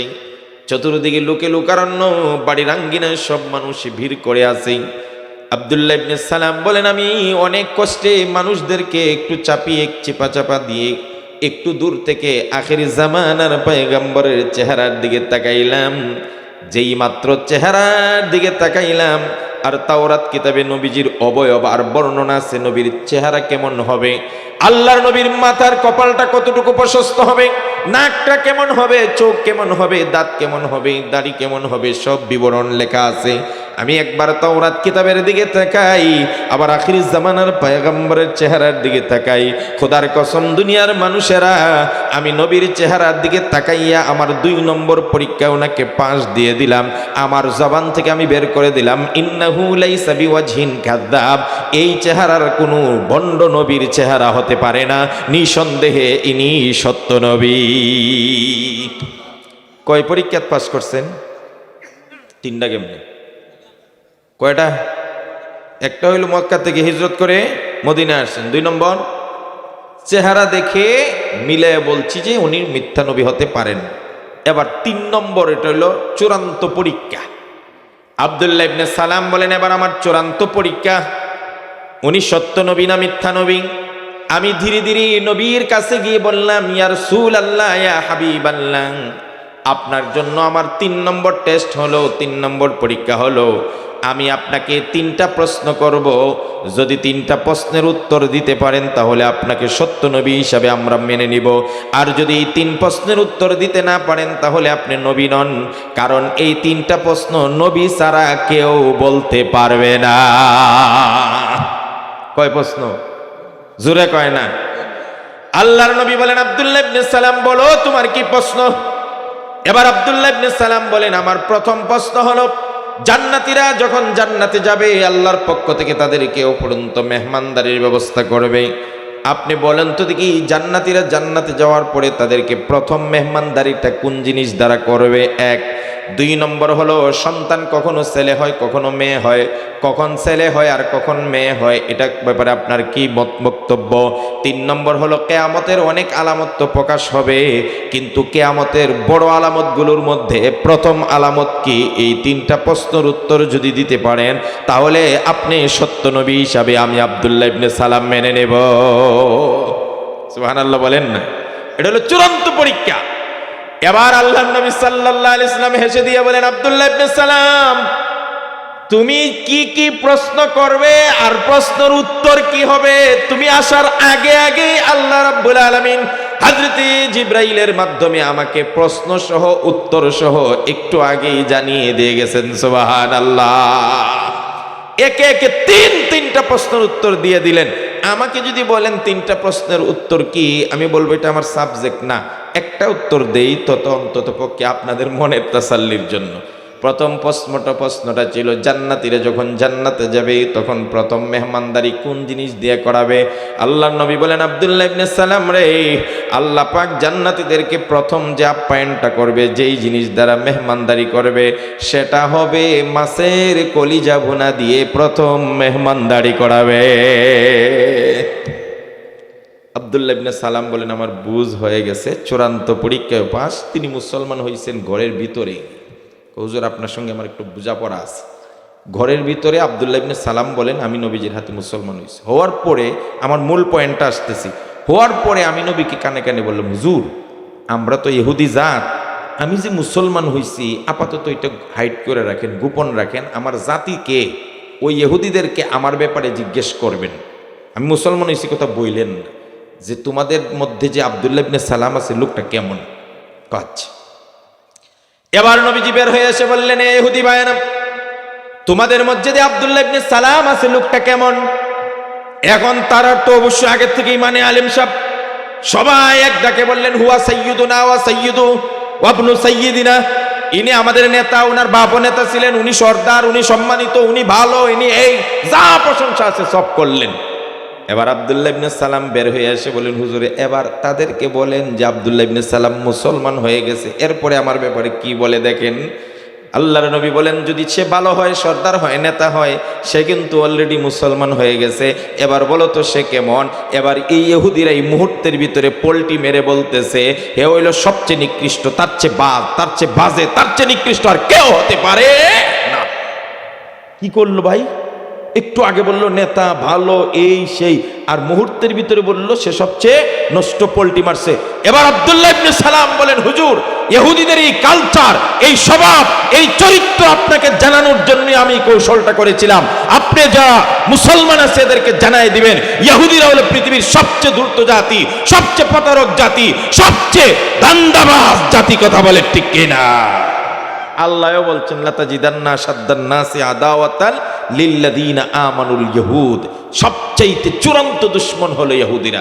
আরেকটা জাতি হলো আমাদের চূড়ান্ত দুশমন, এটাও জেনে রাখেন। আল্লাহ রাব্বুল আলামিন বলেন, লাতাজিদান্না শাদ্দান নাসি আদাওয়াতান লিল্লাযিনা আমানুল ইহুদা ওয়াল্লাযিনা আশরাকু, আরেকটা জাতি হলো যারা পৌত্তলিক, যারা পৌত্তলিক বহু খোদায় বিশ্বাস করে, যারা দেবদেবীর বিশ্বাস করে, এরাও হলো চূড়ান্ত দুশমন। যুগে যুগে বর্তমান পৃথিবীতে আপনারা খেয়াল করে দেখবেন, আরে ভাই আমার দেশে একটা দুর্ঘটনা হয়েছে, একটা হিন্দু ছেলেকে ধরে তারা মেরে ফেলছে। শুধুমাত্র একটা ঘটনাই আমাদের বাংলাদেশে হয়েছে, এমন ঘটনা প্রতিদিন, প্রতি রাত, প্রতি সপ্তাহ, প্রতি মাস ইন্ডিয়াতে অহরহ হচ্ছে। মানুষকে জব করতেছে, বাড়িঘর থেকে উচ্ছেদ করতেছে, অসংখ্য মা বোনদেরকে বেইজ্জত করতেছে, গরু জব করার অপরাধে, কুরবানির অপরাধে কসাই মিস্টার কসাই আমার দেশে ওই দেশের মুসলমানদেরকে জব করে করে তার নাম পর্যন্ত কসাই হয়ে গেছে। এরা হাজার মুসলমানকে হত্যা করলেও কিছু যায় আসে না। আর অনিচ্ছাকৃতভাবে অথবা যে কোনোভাবে বিচ্ছিন্ন একটা ঘটনা ঘটে গেছে। এই জন্য বাংলাদেশের উপর কিভাবে আক্রমণ করা যায়, কিভাবে বাংলাদেশের সঙ্গে ফাইট করা যায়, চতুর্মুখী ষড়যন্ত্র শুরু হয়ে গেছে। আইপিএল খেলায় মুস্তাফিজকে তারা না করে দিয়েছে। বাংলাদেশ যখন বলেছে যে তাকে না করলে পরে আমরা বিশ্বকাপ খেলতে যাব না, তারা আইসিসির মাধ্যমে প্রস্তাব দেয় মুস্তাফিজকে বাদ দিয়ে বিশ্বকাপ খেলতে হবে। বাংলাদেশের জার্সি পরে বিশ্বকাপ খেলতে দর্শকরা দেখতে যেতে পারবে না, বাংলাদেশের নির্বাচন পিছিয়ে দিতে হবে, এমন ভৌতিক কিছু প্রস্তাব দিয়েছে তারাই আইসিসির মাধ্যমে। খোদার কসম, আমরা পরিষ্কার জানিয়ে দিতে চাই, এটা শুধু খেলার ইস্যু নয়, এটা শুধু মুস্তাফিজের ইস্যু নয়, এটা বাংলাদেশের ভাবমূর্তির বিষয়। আমাদেরকে বেইজ্জত করে যদি তোমরা এই কাজ করতে চাও, আইপিএল এর সকল ম্যাচের সম্প্রচার বাংলাদেশে বন্ধ করে দিতে হবে, প্রয়োজনে ইন্ডিয়াকে খেলার মাঠে বয়কট করতে হবে। আমরা আমাদের স্বকীয়তা, ইজ্জত কখনো নষ্ট করতে পারবো না। আমি জাত দুশ্মন দেখাইতেছি, এই আধিপত্যবাদের বিরুদ্ধে আমাদেরকে সারাটা জীবন লড়তে হবে। মনে রাখবেন, রাসূল নিজে বলছেন, এই আমি শুধু তথাকথিত মানুষের কথা শুনে শুনে কথা বলি না। নবীজি একটা হাদিসে বলছেন, ইসাবাতানে আহরাজাহুমাল্লাহু মিনান নার। 1400 বছর আগে নবীজি একটা হাদিসে বলেছেন, দুইটি দল কিয়ামতের আগে আমার মুসলমানদের দুইটি দল, এদেরকে আমি নবী বলে যাচ্ছি, এরা জাহান্নামী হবে না, এরা জান্নাতি। সুবহানাল্লাহ বলেন। আরে নবীর যুগ, সাহাবীদের যুগ আর তাবিঈদের যুগের পরে কেউ বলতে পারবে না ও অমুক জান্নাতি হয়ে গেছে। নবীর যুগের ব্যাপারে আল্লাহর গ্যারান্টি আছে, সাহাবীদের ব্যাপারে গ্যারান্টি আছে না? কিন্তু এখনকার যুগে আপনি কাউকে বলতে পারবেন হেতি জান্নাতি, গ্যারান্টি? কিন্তু নবী বলেন, আমি দুইটি দলকে গ্যারান্টি দিয়ে গেলাম, তোমরা লিখে রাখো। এখন আমাদের জানা দরকার নবী কোন দুইটা দলকে জাহান্নাম থেকে মুক্ত জান্নাতি বলে ঘোষণা করেছেন। আল্লাহর নবী সাল্লাল্লাহু আলাইহি ওয়াসাল্লাম বলেন, ইসাবাতানে আহরাজাহুমাল্লাহু মিনান নার। আখিরি জামানায়, শেষ জামানায় দুইটি দল আসবে, যেই দুইটি দলকে আল্লাহ পাক জান্নাতি হিসাবে ঘোষণা করেছেন। নবী বলছে এরা জান্নাতি, এরা জাহান্নামে যাবে না। এরা কারা কারা, কোন দুইটি দল? ইসাবাতুন তাগজুল হিন্দা ওয়া ইসাবাতুন তাকুনু মা ঈসা ইবনে মারইয়াম। আল্লাহর নবী বলেন, ও মুসলমানেরা, একটা দল হলো এরা জান্নাতি হবে যারা গজওয়ায়ে হিন্দের মধ্যে অংশগ্রহণ করবে, পত্তলিকদের বিরুদ্ধে, ইসলামের জাত দুশ্মনদের বিরুদ্ধে যারা কথা বলবে, প্রতিবাদ করবে, যুদ্ধে অংশগ্রহণ করবে, এদেরকে আল্লাহর নবী জান্নাতি বলেছেন। আরেকটা দল হলো যারা ঈসা আলাইহিস সালাতু ওয়াস সালামের সাথে থেকে ইহুদি জাতির বিরুদ্ধে লড়াই করবে। এই দুইটা দলকে আল্লাহর নবী জান্নাতি হিসেবে ঘোষণা করেছেন। এই মেয়ে আবু হুরায়রা রাদিয়াল্লাহু তাআলা আনহু বলতেন, যদি আমার জমানায় এই গজওয়াতুল হিন্দ অনুষ্ঠিত হয়ে যায়, তাহলে আমি আমার জান, আমার মাল, আমার আওলাদ সবকিছু নিয়ে এই যুদ্ধে অংশগ্রহণ করব। আর যদি আমার জমানায় না হয়, তাহলে আমি আমার আওলাদদেরকে ভবিষ্যৎবাণী করে দেব, তোমার জমানায় যদি গজওয়ায়ে হিন্দ হয় তাহলে তুমি অংশগ্রহণ করো। যদি আবু হুরায়রা বলেন, আমি যদি গজওয়ায়ে হিন্দে অংশগ্রহণ করতে পারি আর যদি আমি শহীদ হয়ে যাই, কুনতু আফজালাশ শুহাদা, আমি হব শ্রেষ্ঠ শহীদ। আর যদি আমি গাজী হয়ে ফিরে আসি, তাহলে আমি হব আনা আবু হুরায়রাতাল মুহাররার, আমি হব একটা জান্নাতের সার্টিফিকেট প্রাপ্ত একটা মুক্ত আবু হুরায়রা। খোদার কসম, আজকের যুবকদেরকে আমরা ওসিয়ত করে দিয়ে যায়, আমার জমানায় খোদার কসম যদি গজওয়াতুল হিন্দ অনুষ্ঠিত হয়ে যায় আর যদি আধিপত্যবাদের বিরুদ্ধে জিহাদ করতে হয়, আমরা সেই যুদ্ধে অংশগ্রহণ করে রাসূলুল্লাহর জবান থেকে আমরা জান্নাতের সার্টিফিকেটকারী দলে অংশগ্রহণ করব। আমি না পারলে আমার ইয়াং সোসাইটিকে, যুব সমাজকে বলে যাব, তোমরা জমানায় যদি গজওয়াতুল হিন্দ হয়, আধিপত্যবাদের বিরুদ্ধে লড়াই করে করে শহীদ হয়ে যাও, আল্লাহর নবী তোমাকে জান্নাতের সার্টিফিকেট দিয়েছেন। কথা বলে ঠিক কিনা? ইসলামের শত্রুরা হুঁশিয়ার, নারে তাকবীর। বুঝছেন নি কে কার দুশমন? না বুঝছে, ওনারে মনে করে দুশমন, ওনারে মনে করে দুশমন, আমারে মনে করে, আরে আমরা ভাই ভাই। কথা বলে ঠিক কিনা? একটা আমার মৌলিক কথা। এখন আব্দুল্লাহ ইবনে সালামের কথায় আবার ফিরে যাই। উনি তো মুসলমান হয়ে গেছে, তিনি মুসলমান হইয়া মুসলমান ধর্মের সব পালন করেন। সাহাবীরা কি আমাগো মতো প্র্যাকটিস করতো মুসলমান? আমরা যতটুক মানি তারা এতটুকু মানতো না? সব মানতো? কথা কয় না, সব মানতেন। কিন্তু দুইটা বিষয়ে আব্দুল্লাহ ইবনে সালামের মনের ভিতরে একটু খটকা ছিল। কয়টা? দেখেন, উদখুলু ফিস সিলমি কাফা কেন নাজিল হইছে? আব্দুল্লাহ ইবনে সালাম ছিলেন ইহুদি ধর্মের অনুসারী। ইহুদিরা সাপ্তাহিক শনিবার দিন বিশেষ ইবাদত করত। কোন দিন? আরে আমরা সপ্তাহে কোন দিন বিশেষ ইবাদত করি? আরো জোরে। আল্লাহর নবী সাল্লাল্লাহু আলাইহি সাল্লাম বলছেন, as-salawatul khamsu wal jumu'atu ilal jumu'ah wa ramadanu ila ramadan মুকাফফিরাতুল লিমা বাইনাহুন্না ইযা ইজতুনিবাতিল কাবাইর। আল্লাহর নবী বলেন, ও আমার উম্মতেরা, কেউ যদি 5 ওয়াক্ত নামাজ আদায় করে, ফজর থেকে জোহর মাঝখানে যে সগীরা গুনাহ করবে, জোহর থেকে আসর মাঝখানে যত সগীরা গুনাহ হবে, আসর থেকে মাগরিব যত সগীরা গুনাহ হবে, মাগরিব থেকে এশা যত সগীরা গুনাহ হবে, এশা থেকে ফজর যত সগীরা গুনাহ হবে, 5 ওয়াক্ত নামাজ পড়ার কারণে 5 ওয়াক্ত নামাজের মাধ্যমে সব সগীরা মাফ হয়ে যাবে। আর যদি নামাজ পড়ার সাথে সাথে ইস্তেগফার আর তওবাও করে, তাহলে 5 ওয়াক্ত নামাজের মাধ্যমে সারা দিন যত গুনাহ করেছে সব গুনাহ আল্লাহ মাফ করে দিবেন। অনুরূপ নবীজি বলেছেন, কেউ যদি 2 জুমা আদায় করে, আগের জুমা আদায় করার পরে পরের জুমা আসার আগ পর্যন্ত মাঝখানের যে 6টা দিন আছে, ওই 6টা দিনে যত সগীরা গুনাহ করবে, আর যদি ইস্তেগফার করে থাকে তাহলে কবিরা গুনাহ সহ 2 জুমা আদায় করার কারণে আল্লাহ রাব্বুল আলামিন মাঝখানের 6 দিনের সব গুনাহ মাফ করে দিবেন। ওয়া রমাদানু ইলা রমাদান, আল্লাহর নবী বলেন, কেউ যদি এক রমজান আদায় করার পরে পরের রমজানও আদায় করে, মাঝখানে 11 মাস যা সগীরা গুনাহ করেছে 2 রমজানে মাফ। আর যদি ওই সগীরা গুনাহ করার সাথে কবিরা গুনাহ করে আর যদি তওবা করতে পারে, ইস্তেগফার করতে পারে, 2 রমজানের মাধ্যমে 11 মাসের যাবতীয় গুনাহ আল্লাহ মাফ করে দিবেন। বুঝে থাকলে বলুন তো, আমাদের সাপ্তাহিক বিশেষ ইবাদতের দিন আর ইহুদিদের? তো ইহুদি আলেম ছিলেন আব্দুল্লাহ ইবনে সালাম, সারা জীবন বিশেষ ইবাদত করছেন কোন দিন? আর মুসলমান হওয়ার পর এখন কোন দিন করা লাগে? তো ওনার আপত্তি নাই, আমি শুক্রবার করব, যেহেতু ইসলাম ধর্ম গ্রহণ করছি, মুসলমানদের যেদিন শুক্রবার দিন বিশেষ ইবাদত, আমি এদিন করলাম। কিন্তু সারা জীবন যে একটা অভ্যাস ছিল শনিবার আসলেই বিশেষ ইবাদত করার, ওইটাও ইনি ছাড়েন নাই। ওইটাও ধরে রাখছে, শুক্রবারও করে, কথা কয় না, শনিবারেও, ওই সারা জীবনের অভ্যাস। তাইলে বোঝা গেল শনিবারের প্রতিও ওনার একটা টান আছে। দেখেন অপরাধ কিন্তু খুব বড় না, একটা দোষ। 2 নম্বর দোষ হলো মুসলমানদের ধর্মে উটের গোশত খাওয়া হারাম, নাজায়েজ, হালাল। আর ইহুদি ধর্মে উটের গোশত খাওয়া হারাম। পার্থক্য আসেনি? এখন ইহুদি ধর্মে ছিলেন ইনি, এতদিন কি খান নাই? হারাম তো এতদিন উটের গোশত। আচ্ছা, আমাদের ধর্মে কুকুরের গোশত খাওয়া, শুকরের গোশত খাওয়া, আমরা এতদিন না খাইতেছি, এটার প্রতি আমাদের ঘৃণা, কারণ এটা হারাম।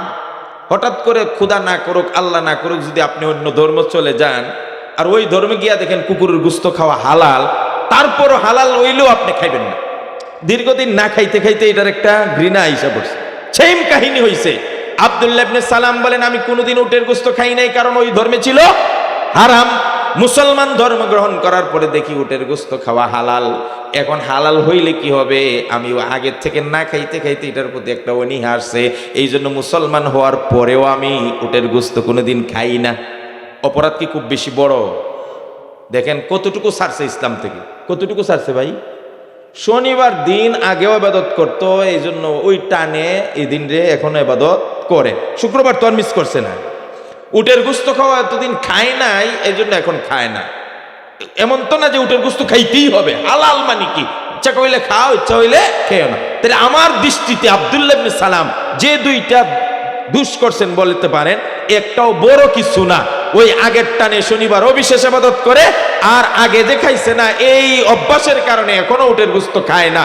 এই দুইটা জিনিস যখন আল্লাহ রাব্বুল আলামিন জানতে পারলেন যে আব্দুল্লাহ ইবনে সালাম ইসলাম গ্রহণ করার পরেও ইসলামের শুক্রবারকে যতটুকু মর্যাদা দেয়, শনিবারকে সমান মর্যাদা দেয়, ইসলামে উটের গোশত খাওয়া হালাল, আব্দুল্লাহ ইবনে সালাম এখনো খায় না, তার মানে ইসলামে সে এখনো পরিপূর্ণ প্রবেশ করে নাই। ওই সময় তাৎক্ষণিক এই আয়াত নাজিল করে দিয়ে আল্লাহ জানায় দেন, ইয়া আইয়ুহাল্লাযীনা আমানু দুখুলু ফিস সিলমি কাফা। হে ঈমানদাররা, ইসলাম যদি গ্রহণ করার দাবি করে থাকো, মুসলিম হিসাবে যদি তুমি দাবিদার হয়ে থাকো, কমপ্লিট ইসলামের সব মানতে হবে। কিছু মানবে আর কিছু মানবে না। আগের ধর্মের প্রতি টান থাকবে, ভিন্ন ধর্মের কিছু মানবে।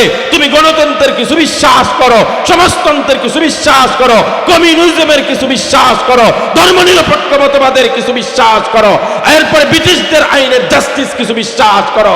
তার মানে আব্দুল্লাহ ইবনে সালাম যতটুকু অপরাধ করেছিল, তার চাইতে হাজার গুণ অপরাধ আজকে আমরা করতেছি। আমাদের জন্য হলো কখনো প্রকৃত মুসলমান হতে পারবো না যতক্ষণ ইসলামের পরিপূর্ণ জীবন ব্যবস্থা, সংবিধান, কোরআনকে কমপ্লিটলি মানতে না পারবো। কথা বলে ঠিক কিনা? মিয়া, সামান্য দুইটা জিনিসের অনীহার কারণে আল্লাহ আয়াত নাজিল করে বলছে, এই উদখুলু ফিস সিলমি। শনিবার টনিবার বুঝি না, শুক্রবার একটাই, সপ্তাহে বিশেষ ইবাদত দিন কয়টা? এটার লগে আবার শনিবারও লাগাইবা, তো দুইটা কি হয়ে গেল? সমান হয়ে গেল না? উটের গোশত হালাল, হালাল তুমি এটা খায়া প্রমাণ করো। মুখ দা কইবা হালাল আর মনে মনে কইবা এটা তো হারাম, খাইছি না, হবে না। দেখছেন নি? আর আজকে আমরা বিয়া করি, ইসলাম খুঁজি না। কৌজোর আমি নামাজ তো পড়ি একদম ইসলামের আলোকে, বেশ ভালো কথা। হজ তো করে আইছি ইসলামের আলোকে, দুইটা হইল। এবার হজ থেকে আইসা মেয়ের বিয়া লাগাইছি। হাজি সাহেব, বিয়ার অনুষ্ঠানের মধ্যে এখন গায়ে হলুদ করা লাগে, সমাজের প্রথা মানতে হয়। এখন আমাকে প্রশ্ন করি, আপনারা উত্তর দিবেন দয়া করে। খালি রাজনীতি কেন? রাজনীতি তো অনেক দূরে, এটা অনেক দূরের বিষয়। আপনার ঘরের বিষয়টা আলোচনা করেন না। আপনি যে গায়ে হলুদের অনুষ্ঠান করছেন, এখানে বাংলাদেশকে আপনাকে বাধ্য করছে বাংলাদেশ সরকার যে গায়ে হলুদের অনুষ্ঠানে উলঙ্গ করে মেয়েকে বসায় রাখবেন? হাজার হাজার যুবকরা এখানে আপনার মোবাইলে ছবি তুলবে, আপনার মেয়েকে উলঙ্গপনা বেহায়াপনা লিপ্ত করাবেন, গান বাজনা দেশ বাজতে থাকবে। ও খুদার কসম হাজী সাহেব, আপনি হজ করছেন ইসলামের আলোকে, নামাজ পড়েন ইসলামের আলোকে, আর মেয়ের বিয়ার গায়ে হলুদের উলঙ্গপনা অনুষ্ঠান করে ইসলামের আলোকে করেন নাই। আপনিও কমপ্লিটলি ইসলামে প্রবেশ করতে পারেন না। রাজনীতির অনেক দূরে রাখেন, আগে এগুলা ঠিক করেন না। দেখেন না কোনটা আমরা করতে পারছি, কোনটাই তো করতে পারতেছি। কথা বলেন না কেন? পারছেন আপনি গায়ে হলুদের অনুষ্ঠান ঠিক করতে? ইসলাম বলে গায়ে হলুদের অনুষ্ঠান এভাবে অনুমতি দেয়? এটা তো হিন্দুদের সংস্কৃতি। কথা বলেন না কেন? হিন্দুয়ানি সংস্কৃতি দিয়ে আপনি মুসলমান হয়ে পালন করবেন, এইভাবে আমরা বলে যাব। আমাদের গায়ে হলুদের অনুষ্ঠান করতে হবে ইসলামের আলোকে। আমি এত দূর যাব না, আপনি বাজার পর্যন্ত যান না। আর রাজনীতি পর্যন্ত যাব, আপনারা আবার বললেন না হুজুর এটা আপনি না করেন, না ওটা পর্যন্ত যাব। কিন্তু যারা রাজনীতিবিদ আছে তাদেরকে বুঝাইতেছি যে দেখেন, শুধু রাজনীতির বিরুদ্ধে আমরা কথা বলি না, আমরা গায়ে হলুদের বিরুদ্ধে কথা বলি। আমরা বাজারে যে দুধ নিয়ে যান, আপনি কন্ত থেকে কয়জন মানুষ পানি মিক্স না করে নিয়ে যান? বলেন না আমারে, পানি মিক্স না করে নিয়ে যায় কয়জনে? কে দেখে কোন পানি দুধের মধ্যে পানি মিক্স করে? আল্লাহ নবী সাল্লাল্লাহু আলাইহি সাল্লাম বলছেন, লা ইয়াদখুলুল জান্নাতা জাসাদুন গুযযিয়া বিল হারাম। যেই খাদ্য হারাম যে শরীরের মধ্যে ঢুকবে, ওই শরীর জান্নাতে যাবে না, জাহান্নামী হয়ে যাবে। খোদার কসম, যেই ব্যক্তি পানির মধ্যে দুধ মিক্স করে, দুধের পরিমাণ বাড়িয়ে মানুষকে ধোঁকা দিয়ে দুধ বিক্রি করলো, ওই মানুষগুলো হারাম বিক্রি করে হারাম খাইলো, হারাম খাইলে জান্নাতে যাবে না। সাইয়্যিদুনা ওমর রাদিয়াল্লাহু তাআলা আনহু খেলাফতের আমলে একদিন তিনি মদিনার অলিগলিতে রাতের বেলা ডিউটি করতেছেন জনগণের অবস্থা দেখার জন্য। গভীর রজনীতেই গিয়ে দেখেন মদিনার সবগুলো মানুষ ঘুমায় গেছে, কারো ঘরে কোনো বাতির আলো নাই। হঠাৎ চেয়ে দেখেন মদিনার এক প্রান্তে ছোট্ট একটা কুঁড়ো ঘরে মিটমিট করে আলো জ্বলতেছে। হযরত ওমর কিউরিওসিটি আর কৌতূহল বশত ওই ঘরের কাছে গেলেন। ঘরের কাছে গিয়ে দেখেন দুইটা মহিলার কণ্ঠ শোনা যায়, একটা বয়স্ক মহিলা আর একটা কম বয়সী মহিলা। এবার তিনি কান পেতে আগ্রহ নিয়ে শুনতেছেন, এরা এত রাত্রে কি করে এখানে? সবাই যখন ঘুমিয়ে এরা কি করে জানার জন্য কান পাতলেন। শুনতে পাই বয়স্ক মহিলাটা তার কম বয়সী একটা মেয়েকে বলতেছে, মারে তোর বাবা নাই, আমরা দুইজন মানুষ সংসারে চালাই, আমাদের আয়ের কোনো উৎস নাই, কয়েকটা ছাগল আছে, ওই বকরির দুধগুলো বাজারে বিক্রি করে আমাদের সংসার চলে। ও মা, কাজ কর, দুধের পরিমাণ আমরা যদি পানি বাড়াইয়া দুধের পরিমাণ বাড়াইয়া দেই তাহলে দুধ বেশি হবে, টাকা বেশি পাবো, আমরা স্বাচ্ছন্দ্যে চলতে পারবো। এই কথা বয়স্ক মহিলাটা মানে মাটা তার কুমারী অবিবাহিতা মেয়েটাকে পরামর্শ দিচ্ছে। এবার মেয়েটা ডাক দেয়া বলে, মা তোমার সাহসের প্রশংসা করতে হয়, তুমি কি জানো এখন কার শাসন আমল? কয় উমরের শাসন আমল। তুমি উমরের চিনো? আরে উমর কে? উমর কে? আজকে যারা রাজনীতি করেন, হে বিএনপির ভাইয়েরা, এই জামাতের ভাইয়েরা, এই খেলাফত মজলিসের ভাইয়েরা, এই আরো যারা দল আছেন সব দল, এই ইসলামী আন্দোলন আর সরমুনাইর দলেরা, যদি সত্যিকার রাজনীতিবিদ হওয়ার ইচ্ছা থাকে, আমার যদি ইচ্ছা থাকতো তাহলে টোটাল উমরের জীবনীটা আমার মাথায় ঢুকাইতাম। তোমরা যদি রাজনীতিবিদ হইতে চাও সত্যিকার অর্থে, খোদার কসম তুমি উমরের জিন্দেগি ফলো করো। উমরের জীবন ফলো না করলে সত্যিকার রাজনীতিবিদ হতে পারবে না। ফলো করো, ফলো করো, হবে। তুমি আদর্শ রাজনীতিবিদ হতে চাও তাহলে এই এলাকার রাতের আধারে ঘোরো। তুমি প্রত্যেকটা ঘরে ঘরে যাও, দেখো কার ঘরে শীতের দিনে লেপ নাই। মোটা মোটা লেকচার সারবাই, জনদরদি, জনগণের সেবা করার সুযোগ দেন। জনগণের সেবা করো, শীতের দিনে যাও, গিয়ে দেখো কার ঘরে কম্বল নাই, কার ঘরে লেপ নাই। কোন ইতিমের বাচ্চাটা দুধ খাইতে পারে না 1 বছর হয়ে গেছে, 1 কেজি গোশত কিনতে পারে না 2 বছর হয়ে গেছে। কোন রিকশাওয়ালার ঘরে 3 বেলা ভাত রান্না করতে পারে না। আপনি গিয়ে দেখেন, এটা হলো উমরের রাজনীতি। মুখে রাজনীতির সেবা হয় না। সত্যিকার রাজনীতিবিদ হতে হলে জনগণের গুরুদ্বারায় তুমি পৌঁছে যাও। তুমি ভোট চাওয়া লাগবে না, যে মানুষ তোমাকে ভোট দিবে। এখন পারবো নি কোন রাজনীতিবিদ আমার উপর রাগ করতো? আর বাবার ক্ষমতা আছে না আমার উপর রাগ করতো? আমি কি তার বিপক্ষে বলছি না পক্ষে বলছি? কথা কয় না কা? কেন আপনাকে ভোট চাইতে হবে? মানুষের পায়ে ধরতে হবে? ইলেকশন আসলেই মাথায় টুপি আর পাঞ্জাবি লাগায় তসবি লাগায় কেন ঘুরতে হবে? আপনি ইলেকশন আসছে, সুজা বেটার মতো সিনা টান দিয়ে হাঁটেন। মানুষ খুঁজে খুঁজে আপনাকে টাকা দিবে, মানুষ খুঁজে খুঁজে আপনাকে ভোটে দাঁড়াও করাবে, মানুষ খুঁজে খুঁজে আপনাকে বিপুল ভোটে পাস করবে। মানুষ বলবে এই এলাকায় এই লোকটার কোনো বিকল্প নাই। কথা বলে ঠিক কিনা? উমরের রাজনীতি ফলো করো।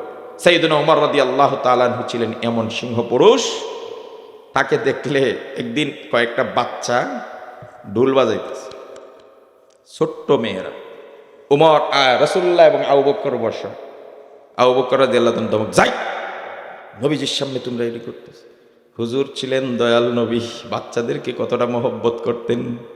নবীজি বাচ্চাদেরকে কতটা আদর করতেন, সোহাগ দিতেন। আজকে বাচ্চাদেরকে খালি আমরা ধমকাই, বাচ্চারা ধমকের উপরে থাকে না? এক সময় ধমক খাইতে খাইতে আপনাকে ধমক আর কামে আয়। কথা কেন না রে? বাচ্চারা মসজিদে গেলেও ধমক আছে না নেই? এই তোরা ক এর পক্ষে আমি মসজিদে গেলে ধমক আছে রে, এ বাবা আছে ওই যে আরে ক দেয় না ধমক, একটু শয়তানি করলে কার ঘরে কেডারে মাইরালে মুসিরালে মার, কোনোদিন যদি মসজিদে দেখি তোর অবস্থা খারাপ, হেতি কয় বাবা রে বাবা যা একদিন গেছিলাম আর জীবনে মসজিদে যাবো না। কে রে ভাই, আল্লাহ রসুল তো এটা বলে না, রসুল বলছে বাশির ওয়ালা তুনাফির, কাছে টানো দূরে ঠেলে দিও না, ইয়াসসির ওয়ালা তুআসসির, সহজ করো কঠিন করো না। তার মাথায় হাত দিয়ে বলা বাহ সেই তো তুমি নামাজ পড়তে আসছো, ঠিক আছে তুমি কালকের থেকে আমার পাশে দাঁড়াবে, তারে মাঝখানে গেপে ঢুকায় দেন না, আমি যেমনি পড়ি এমনি পড়ো, দেখবা মজা পাইবা, দেখবেন সে সহজ করবে। আমি আপনি এমন ধমক দেব, ইমাম সাহেব সালাম ফিরাইতে দেরি আর 10 জন মুসল্লি একসাথে ধমক দিতে দেরি হয়, আছে না নাই? কিন্তু নবীজি বাচ্চাদেরকে মহব্বত করতেন, আদর করতেন, আগ বেড়ে সালাম দিতেন। সুবহানাল্লাহ বলতে ইচ্ছা করে না? আমরা দেইনি কোনোদিন সালাম, দেই? ছেলেকে সালাম দেয়, আপন ভাতিজারে, বউরে, শাশিরে দিছেন নি কোনোদিন সালাম? চাচা আপনি কোন শাশিরে সালাম দিছেন? ওই যে এই চাচাই দিছে, আপনি দিছেন? আপনি দিছেন? লজ্জায় দেন না। সালাম অর্থটা কি বলেন তো? আল্লাহ তোমার উপর শান্তি রহমত বরকত দান করুক। এই দোয়াটা আপনি আমারে দেন দেখলে আপনার বউর জন্য শান্তি চাইতেন না? আপনার বউর জন্য আপনি রহমত কামনা করবেন না? আপনার ছেলের জন্য বরকত চান না? আপনার ভাতিজার জন্য আপনি শান্তি চান না? তো আপনি তো বোকা মানুষ, মানুষের শান্তি মিলাই দেন, নিজের বউর জন্য শান্তি চান না। তো এর চেয়ে বোকা আর কি হইতে পারে ভাই? এর লাগে আজকের থেকে নিয়ত করেন, নিজের ছেলে, নিজের ভাতিজা, নিজের বউ, নিজের ছোট ভাই, বড় ছোট মাঝারি সবকে আমরা দেখলেই সালাম করব। এই সালামকে প্রচলন করার কথা বলছেন রাসূল। আজকের সমাজে সালাম কম দুশ্মনী বেশি, সালাম কম দুশ্মনী বেশি। একটা হাদিস শোনাই দেই, নবী করিম সাল্লাল্লাহু আলাইহি সাল্লাম বলছেন লা তাদখুলুল জান্নাতা হাত্তা তুমিনু, যতক্ষণ ইমানদার না হবে জান্নাতে যেতে পারবে না। ওয়ালা তুমিনু হাত্তা তাহাব্বু, ইমানদার হতে পারবে না যতক্ষণ একজনের ভিতর আরেকজনের ভালোবাসা তৈরি না হবে। আওয়ালা আদুল্লুকুম আলা শাইইন ইযা ফাআলতুমুহু তাহাব্বাতুম, এমন একটা জিনিস তোমাদেরকে বলে দেব যেই জিনিসে মহব্বত বাড়ে। রাসূল বলেন আফশুস সালামা বাইনাকুম, বেশি বেশি করে একজনে আরেকজনে দেখলে সালাম দাও। চূড়ান্ত দুশমনকে দেখলে দৈনিক 10 বার সালাম দিবা। হেতি কইবে হেরে মারার জন্য আমি গোড়ায় এর খাইল পাইলেই খেলে আমারে সালাম দে, থাকবে নি আর এই দুশ্মনী থাকবে? গল্প বলি শোনো প্রিয় নবীজির, শ্রেষ্ঠ মানুষ যিনি এই ধরনীর। গল্প বলি শোনো প্রিয় নবীজির, শ্রেষ্ঠ মানুষ যিনি এই ধরনীর। ছোটদের দেখে তিনি মিষ্টি হেসে সালাম দিতেন আগে ভালোবেসে। ছোটদের দেখে তিনি মিষ্টি হেসে সালাম দিতেন আগে ভালোবেসে। চোখ দুটি ছিল তার শান্তির নীর, পরম ঠিকানা যেন গরিব দুঃখীর, পরম ঠিকানা যেন গরিব দুঃখীর। আল্লাহু আকবার বলেন। ও আমার রাজনীতিবিদ ভাইরা, আরে পরের কলিটা আপনাদের জন্য বলছি। যাদের ছিল না কোনো সহায় স্বজন, তাদের ছিলেন তিনি বড় আপন। যাদের ছিল না কোনো সহায় স্বজন, তাদের ছিলেন তিনি বড় আপন। হৃদয়ে ছিল তার অতল গভীর, হৃদয়ে ছিল তার অতল গভীর, পরের ব্যথাতে যিনি সদা অধীর।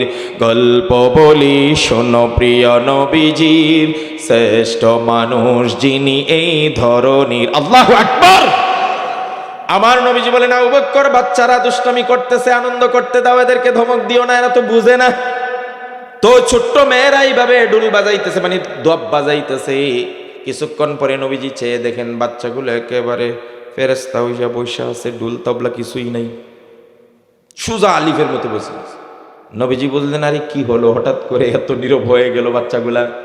চেয়ে দেখেন একজন আসতেছে, বলেন তো তার নামটা কি? কয়টা?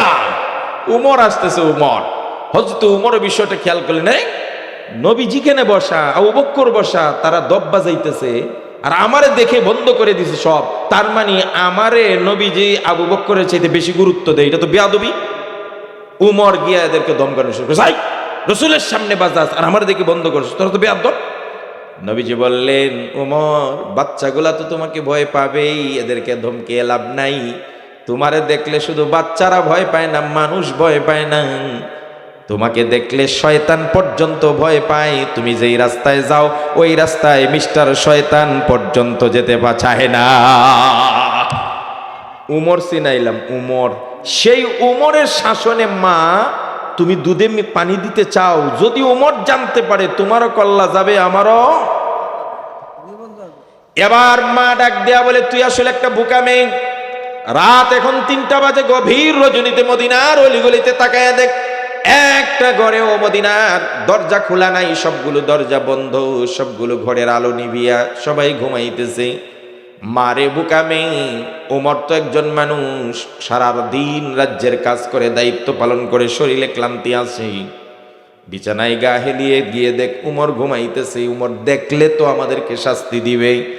এবার মেয়েটা ডাক দেয়া বলে, মারে তোমার কথাটা সত্য, উমর একজন মানুষ, উমর কাজ করতে করতে ক্লান্ত হয়, তার তন্দ্রা আসে, তার ঘুমের দরকার আছে। কিন্তু মা তুমি ভুলে যেও না, উমরের চোখকে ফাঁকি দেওয়া যায়, কিন্তু উমরের আল্লাহ যিনি, তার চোখকে তুমি কেমনে ফাঁকি দিবে? কারণ আমার আল্লাহর ঘুম নাই, নিদ্রা নাই, তন্দ্রা নাই, ক্লান্তি নাই, দুর্বলতা নাই। আল্লাহ নিজেই নিজের ব্যাপারে বলেছেন, আল্লাহু লা ইলাহা ইল্লা হুয়াল হাইয়ুল কাইয়্যুম লা তাখুযুহু সিনাতুন ওয়ালা নাওম। এই আয়াতটার কি বলে সবাই বলেন? আয়াতুল কুরসি চিনেন তো? আয়াতুল কুরসি যাদের মুখস্থ আছে কয়েকটা হাত দেখি তো। মাশাআল্লাহ, আলহামদুলিল্লাহ, আমি খুশি হয়ে গেলাম। আল্লাহ কবুল করুক। বাকি যারা আছে তারাও মুখস্থ করবেন। আয়াতুল কুরসি কত গুরুত্বপূর্ণ একটু বুঝাই। হযরত আবু হুরায়রা রাদিয়াল্লাহু তাআলা বলেন, আমাকে একদিন রাসূলুল্লাহ বললেন, জাকাতের মালগুলো তুমি পাহারা দাও তো রাত্রে বেলায়। তো আমি জাকাতের মাল নিয়ে বসে আছি সজাগ রাত্রে বেলায়। হঠাৎ দেখি এক লোক আইছে, আইসা জাকাতের মাল বলতে আগে তো খেজুর টেজুরি ছিল, এক অঞ্জলি বইরা নিয়ে যাইতেছে। আমি হাত ধরে ফেললাম, কই যাও তুমি? চুর। কো ভাই আমার ছেড়ে দেন, আমার বউ বাচ্চা উপাস, এই জন্য অভাবের তাড়নায় চুরি করছি। কান্নাকাটি শুরু করছে। আবু হুরায়রা নরম দিলের মানুষ, আচ্ছা যাও ঠিক আছে, আজকে রাসূলের কাছে তোমারে নিয়ে যাইতাম, আর কোনোদিন এমনটা কইরো না। আচ্ছা, ছেড়ে দিছে, চলে গেছে। সকালবেলা গিয়ে নবীজিকে বলছেন, আবু হুরায়রা হুজুর, গত রাত্রে এক চোরাই ছিল মাল চুরি করতে, আমি তারে ধরে ফেলছি। তারপরে সে কাকুতি মিনতি করছে, তার বউ বাচ্চা উপাস, আমারও মায়া লেগে গেছে, ছেড়ে দিছি। আমার নবীজি বলেন, আবু হুরায়রা তোমাকে সে মিথ্যা বলছে, আজকে দেখবাই যদি আসে তাহলে সুজা আমার কাছে নিয়ে আইবাই। হযরত আবু হুরায়রা বলেন, আবার বসে আছি দ্বিতীয় রাত্রে, আবার দেখে ওই লোক আসছে, এসে আবার যাকাতের মাল ধরছে। আমি আবার ধরে ফেলছি, চোরা, আজকে তোর হুজুরের কাছে নিয়ে যাব। আজকে গতকালের চাইতে আরো বেশি কাকুতি মিনতি করে কান্নাকাটি করতেছে। দেখ ভাই, আমার মতো অসহায় পৃথিবীতে কেউ নাই, বউ বাচ্চা উপাস, কি করুম, খাসলতে আসছি না, অভাবে আসছি, ছেড়ে দে, আর কোনোদিন আসবো না। আবু হুরায়রা বলেন, আজকে দেখে আমার আবার মায়া লেগে গেছে, ছেড়ে দিছি। সকালবেলা নবীজির দরবারে গেলাম, আমি বলার আগেই নবীজি বলছে, আবু হুরায়রা তোমার বন্দির খবর কি, চোরার খবর কি?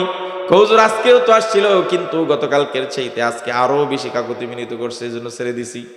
নবীজি বলেন, আবু হুরায়রা সে আজকেও মিথ্যা কথা বলছে, আগামীকাল যদি আসে তাহলে আমার কাছে ডাইরেক্ট নিয়ে আসবা।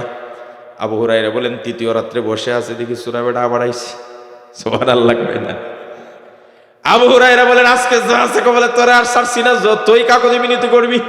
এমন ধরা ধরছে, এখন ওই লোক চিন্তা করতেছে, আজকে তো আবু হুরায়রার এই কথা বলে ছাড়ানো যাবে না। এখন সে প্রসঙ্গ পাল্টায়া দিছে, পাল্টায়া বলতেছে, আবু হুরায়রা তুমি যদি আমাকে ছেড়ে দাও, তোমার আমি একটা অনেক গুরুত্বপূর্ণ জিনিস শিক্ষা দিব। আবু হুরায়রা বললেন, তাহলে কি শিক্ষা দেয় আগে বল দেখি। আগে কও তুমি ছাড়বাই কিনা? বলে হ্যাঁ, ছেড়ে দিব। এবার ওই লোকটা বলতেছে, আবু হুরায়রা যদি তুমি প্রতি রাত্রি ঘুমানোর আগে রাত্রে বেলায় আয়াতুল কুরসি পাঠ করো, একজন ফেরেশতা তোমার ডিউটি পালন করার জন্য সারা রাত পাহারাদারি করবে। তোমার ঘর, তোমার সামানা চুরিও হবে না, ডাকাতিও হবে না, জিন ফেরত ভূত কেউ তোমার সমস্যা করতে পারবে না। সারা রাত ওই ফেরেশতা তোমাকে পাহারাদারি করবে। আবু হুরায়রা বলেন, এইটা তো দারুণ একটা জিনিস। আয়াতুল কুরসি পাঠ করলে চোর, ডাকাত, জিন ফেরত ভূত দুশ্মন সব থেকে হেফাজত হয়, ফেরেশতা পাহারাদারি করবে। এত সুন্দর জিনিস যখন সে শিখাইছে, আমি তারে ছেড়ে দিচ্ছি। সকালবেলা নবীজির কাছে গেছি, নবীজি বলেন, কি খবর আবু হুরায়রা, তোমার বন্দি চোরা বেটার খবর কি? এবার আবু হুরাইরা বলেন, হুজুর আজকে তো সে প্রসঙ্গ পাল্টি আরেক কথা বলে ছুটে গেছে। বলে কি? হুজুর সে আমাকে বলেছে প্রতি রাত্রে যারা ঘুমানোর আগে আয়াতুল কুরসি পাঠ করবে, আল্লাহর পক্ষ থেকে একজন ফেরেশতা তার মাথার শিয়রের কাছে বসে সারা রাত পাহারাদারি করবে, কেউ তার ক্ষতি করতে পারবে না। এবার নবীজি বলেন, ও আবু হুরায়রা, এই লোকটার কেউ না, এই লোকটা ছিল শয়তান। এতদিন শয়তান তোমাকে যা বলছে সব মিথ্যা বলছে, কিন্তু আজকের কথাটা সত্য। কাযাবা সাদাকা ওয়া হুয়া কাযুব, সে মিথ্যাবাদী, কিন্তু আজকের যে কথাটা বলছে এটা সত্য কথা বলেছে। সুবহানাল্লাহ। এই হলো আয়াতুল কুরসি। আরেকটা হাদিস শোনাই শেষ করি। আল্লাহর নবী, যারা মুখস্থ করছেন তো এদের জন্য খুব ভালো হবে। আল্লাহর নবী বলেন, মান কারা আয়াতুল কুরসি দুবুরা কুল্লি সালাতিন মাকতুবা লাম ইয়ামনাহু মিন দুখুলিল জান্নাতি ইল্লাল মাউত। কোন ব্যক্তি যদি প্রত্যেক ফরজ নামাজের পরে আয়াতুল কুরসি একবার পাঠ করে, আবার কথাটা বলতেছি চাচা, প্রত্যেক ফরজ নামাজের পরে যদি একবার আয়াতুল কুরসি কেউ পাঠ করে, মরতে দেরি হবে, আল্লাহর নবী বলেন জান্নাতে যেতে দেরি হবে না। পড়বেন সবাই, পড়বেন সবাই, কে কে পড়বেন ইনশাআল্লাহ? আল্লাহ কবুল করুক, বলেন আমিন। তো আমার ভাইয়েরা, ওই আয়াতুল কুরসির মধ্যে আছে লা তাখুযুহু সিনাতুম ওয়ালা নাওম, তারে কোনো তন্দ্রায় গ্রাস করে না, ঘুমেও দুর্বল করে না। আল্লাহর তন্দ্রাও নাই, নিদ্রাও নাই, ঘুম নাই, দুর্বলতা নাই, ক্লান্তি নাই। ওই মেয়েটা ডাক দেয়া বলছে, মা উমরের চোখকে ফাঁকি দিতে পারবে, কারণ উমর মানুষ, তার ক্লান্তি দুর্বলতা আছে, তন্দ্রার ঘুমের দরকার, কিন্তু আমার আল্লাহর চোখকে কেউ ফাঁকি দিতে পারবে না। সুতরাং সাবধান মা, দুধে কোনোদিন পানি মিক্স করার চিন্তাও করো না। হযরত উমর বলেন, এই কথা যখন আমি শুনলাম, একটা কুমারী অবিবাহিত মেয়ে আল্লাহর ভয়ে রাত 3টার সময় দুধে পানি মিক্স করে না, আল্লাহর কাছে প্রশংসা করলাম, শুকরিয়া আদায় করে বললাম, মাবুদ গো, আমার রাজ্যে এমন অবিবাহিত মেয়ে আছে 3টার সময় রাত পানি দেয় না দুধে, আল্লাহর ভয়ে। শুকরিয়া আদায় করে করে রাজ দরবারে চলে গেছেন। পরের দিন সকালবেলা মা আর মেয়েকে খবর দিলেন। খবর দেওয়ার পরে জিজ্ঞেস করছেন, উমর, মা মেয়ে কালকে রাত্রে কি করতেছিলে? এবার মা তো কাঁপুনি উঠে গেছে। কথা কর, আরে বাবা, যেখানে বাঘের বই এখানে রাত পোহায়, আমি যে উমরের ঘুমে ভাবছিলাম এই উমর তাইলে জেনে গেছে। এবার মেয়েটা মুখ খুলে বলে, জাহাপনা খলিফাতুল মুসলিমিন, আমার মা লোভে পড়ে দুধের মধ্যে পানি মিক্স করে হারাম কাজ করতে চাইছিল, কিন্তু আমি আল্লাহর ভয়ে মাকে দুধে পানি মিক্স করতে দেই নাই। উমর বলেন, আমি সেটা শুনেছি। মারে, তুমি একটা কুমারী মেয়ে হয়ে আল্লাহকে এতটা ভয় করো, রাত 3টার সময় হারাম কাজ করো না, কারণ আল্লাহ দেখে, আল্লাহ দেখে। ও যুবকরা, ও যুবতীরা যারা আমার কথা শুনছেন, আল্লাহকে ভয় করো, আল্লাহকে ভয় করো। আল্লাহ কেমন জানা জানে, কেমন দেখা দেখি। হযরত উমর বলেন, মা গো, তুমি যে আল্লাহকে ভয় করে দুধে পানি মিক্স করো নাই, এই হারাম কাজ করো নাই, আমি আমার প্রেসিডেন্ট উমরের ছেলে, অর্ধ পৃথিবীর বাদশাহ উমর, তার ছেলের বিয়ে করাবো। তোমার মতো মুত্তাকি পরহেজগার একজন মেয়েকে আমার ছেলের বউ বানায় আনবো। পৃথিবীর মানুষেরা, এই জন্য আমি যে কথাটা বলছিলাম, আজকে আমরা বাজারে কত হারাম কাজ হয়, দুধে মিক্স করি, পাল্লায় ওজনে কম দেই না? এই কথা বলেন, দেই কিনা? আল্লাহর নবীর হাদিস শুনেন, যখন মাপে আর ওজনে মানুষ কম দিবে, কথা কয় না কা, ওজনে যখন কম দিবে আল্লাহর গজব আসতে থাকবে। যখন মানুষ যাকাত দেওয়া বন্ধ করবে, তখন আসমান থেকে বৃষ্টির ফুটা বন্ধ হয়ে যাবে। এক একটার জন্য এক একটা আযাব। যেই সমাজে অশ্লীলতা ছড়াছড়ি হবে, ওই সমাজে প্লাগ হবে, করোনা হবে, ভাইরাস হবে, এইডস হবে, ডেঙ্গু হবে। সুতরাং আমার সমাজের ভাইদেরকে বলি, ইসলাম যদি পালন করতে হয়, আপনি মাপে কম দিতে পারবেন না, ওজনে কম দিতে পারবেন না, খাদ্যে ভেজাল দিতে পারবেন না। আরেকটা কথা বলে শেষ করি। একদিন রাসূল করিম সাল্লাল্লাহু আলাইহি সাল্লাম গেছেন, মদিনার বাজারে যাইতেছেন, রাস্তার কাছে গিয়ে দেখে এক টাল খেজুর নিয়ে এক ব্যক্তি বসছে। খেজুরের উপরে শুকনা খেজুর, বড় বড় সাইজ, খুব সুন্দর। আছে না আমাদের দেশে? টমেটো নিয়ে যায় বাজারে, উপরে সুন্দর টমেটোগুলো সাজায় রাখার, ভিতরে আসেনি 2 নম্বর পেয়ারা, উপরের ডি সুন্দর, ভিতরের ডি 2 নম্বর। আল্লাহর নবী সন্দেহ হলো, কিরে এক সাইজের সবচেয়ে খেজুর শুকনা, এত সুন্দর করে সাজানো। নবীজি গিয়েই তার খেজুরের টালে এমনি হাত ঢুকায় দিয়েছে। হাত ঢুকায় যখন বাইর করে আনছে, এখন দেখে ভিতরের ডি সাইজও ছোট, আবার ভিজা, উপরের টি শুকনার, ভিতরের টি। কি খবর, তোমার উপরের খেজুর শুকনা, ভিতরের টি ভিজা, ব্যাপার কি?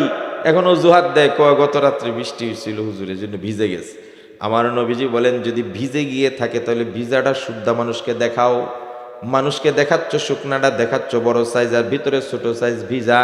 মান গাস্সা ফালাইসা মিন্না, যারা ধোঁকাবাজি করে এরা আমার উম্মত হতে পারে না। এই জন্য ইসলাম এমন একটা জীবন ব্যবস্থা, এখানে পাকঘর থেকে নিয়ে সংসদ পর্যন্ত, আপনার বাজার থেকে নিয়ে সেক্রেটারিয়েট পর্যন্ত, জন্ম থেকে নিয়ে মৃত্যু পর্যন্ত, মাথার চুল থেকে নিয়ে পায়ের নখ পর্যন্ত, এভরি পার্ট অফ লাইফ ইসলামের দিক নির্দেশনা আছে। সব দিক নির্দেশনা আপনাকে মানতে হবে। আপনি ব্যক্তি যেভাবে ইসলামের আলোকে চালাবেন, পরিবার ইসলামের আলোকে চালাতে হবে, সমাজ ইসলামের আলোকে চালাতে হবে, বাজার ব্যবস্থা ইসলামের আলোকে চালাতে হবে, চাকরি করবেন ইসলামের আলোকে করবেন, ক্ষেত কামড়ে কাজ করবেন ইসলামের আলোকে করবেন। আমার অনেক চাষারা আছে এমনি হাঁটুর উপরে কাপড় উঠায় না, খেতে কাজ করার সময় লেংটি দেয়। তার মানে বুঝাইতে চায় খেতে কাজ করার মধ্যে ইসলাম নাই, এখানে ইসলামের কোনো বিধান নাই। খোদার কসম, উদখুলু ফিস সিলমি কাফা দিয়া বলে মুসলমান যখন যেই কাজ যেখানেই থাকুক না কেন ইসলাম মেনেই তাকে করতে হবে। ভোট দিব ইসলাম মেনে, নির্বাচন করব ইসলাম মেনে, ব্যবসা করব ইসলাম মেনে, সংসার করব ইসলাম মেনে, গায়ে হলুদের অনুষ্ঠান যদি করতে হয় ইসলামের আলোকে করব, পর্দার ভিতরে থেকে করব, অশ্লীলতা ছাড়া করব, গান বাজনা ছাড়া করব, আমার সতর না দেখাইয়া করব, আমার বিয়ে হবে ইসলামের আলোকে, সংসার হবে ইসলামের আলোকে, বাচ্চা লালন পালন হবে ইসলামের আলোকে। বলতে আমার লজ্জা নাই, রাসূল বলেন স্ত্রী সহবাসটাও তোমাকে ইসলামের আলোকে করতে হবে। যদি দোয়া না পড়ে শয়তান থেকে আল্লাহর কাছে আশ্রয় না চেয়ে সহবাস করো, ওই সন্তান তোমার কখনো নেককার হবে না। যেই ধর্মে স্ত্রী সহবাসটা পর্যন্ত ইসলামের দিক নির্দেশনা আছে, যেই ধর্মের নখ কাটার সুন্নতি পদ্ধতি আছে, যেমনে মন চায় এমনি নখ কাটতে পারবেন না, রাসূলুল্লাহ সুন্নত তরিকায় নখ কাটানোর ব্যবস্থা করে দিয়েছেন। এই ধর্মে বুঝি রাজনীতি নাই না? সব আছে। টয়লেটে যাওয়ার সময় দোয়া পড়তে হয়, এটা আছে। বাম পা দিয়ে ঢুকতে হয়, এটা আছে। কিন্তু রাজনীতি ইসলামে নেই। না না, সব আছে। রাজনীতিটা বাদ দেন না, এটা বাদ দিয়ে দেন, এটা বাদে সব আছে। তা আমার কথা হইল, যেটা ইসলামে নাই এটা মুসলমান করবে না, কথা পরিষ্কার। যদি ইসলামে রাজনীতি না থাকে, যেই রাজনীতি এত খারাপ যে ইসলামে নাই, তাহলে এই রাজনীতি আমরা মুসলমান করতে পারি না, কথা বলে ঠিক কিনা? আর যদি কোন রাজনীতি ইসলামে আছে তাহলে আমরা মুসলমানরা করব। নবীজি রাজনীতি করছেন, নবীজি রাষ্ট্র পরিচালনা করছেন, নবীজি মদিনার সনদ কায়েম করছেন, অনেকগুলো যুদ্ধের সেনাপ্রধানের দায়িত্ব পালন করছেন, ইহুদিদের সাথে চুক্তি করেছেন, বিভিন্ন রাষ্ট্রের সাথে লেনদেন করেছেন, গোটা পৃথিবী অর্ধ পৃথিবী মুসলমান চালাইছেন। আর ওই ইসলাম ধর্মে যদি কেউ বুকামি করে বলে এটা নাই, ওইটা নাই, ওইটা নাই, ওইটা নাই, তাহলে সেই ইসলাম সম্পর্কে আসলে কিছু জানেই না। কথা কন, যুক্তিতে আসেন, আর নইলে আমারে মারবেনই তো। হাদি চলে গেছে না, কতজনে মারবেন? এক হাদি গেছে, মনে হয় হাজার হাজার হাদি তৈরি হইতেছে। পোলাপানের ভিতরে এখন খালি হাদির আগুন জ্বলে না? ইনশাআল্লাহ আমাদের প্রজন্ম, আমাদের পরবর্তী প্রজন্ম ইসলামের রাষ্ট্র গঠনের জন্য, ইনসাফ কায়েম করার জন্য তৈরি হবে, কথা বলে ঠিক কিনা? আরে মেয়েটা কি খালি বিএনপি থেকেও হইতে পারে, জামাত থেকেও তৈরি হতে পারে, আরো কোনো দল থেকে হইতে পারে। বিভাজন আমি বুঝি না। যারাই ইসলামের কথা বলবে, যারাই ইনসাফের কথা বলবে, যারাই আধিপত্যবাদের বিরুদ্ধে বলবে, সেটা বিএনপি হতে পারে, জামাত হতে পারে, আন্দোলন হতে পারে, আরো কোন দল হতে পারে, সবাইকে আমরা বুকে টেনে নিব, কথা বলে ঠিক কিনা? শেষ নি মীমাংসা? আর কিলাকিলি আছে? সাবধান, এটি নিয়ে আর কোনোদিন কিলাকিলি চলবে কন? আমরা সবাই মুসলমান ভাই ভাই, কথা বলে ঠিক কিনা? আল্লাহ রসুল বলছেন আল মুসলিমুনা কাজাসাদিন ওয়াহিদ, সব মুসলমানরা একটা শরীরের মতো। এখানে কি অমুক দলবাদ? সব মুসলমান কিসের মতো? ইনিস্তাকা আইনুহু ইস্তাকা কুল্লু, ইনিস্তাকা রাসুহু ইস্তাকা কুল্লু।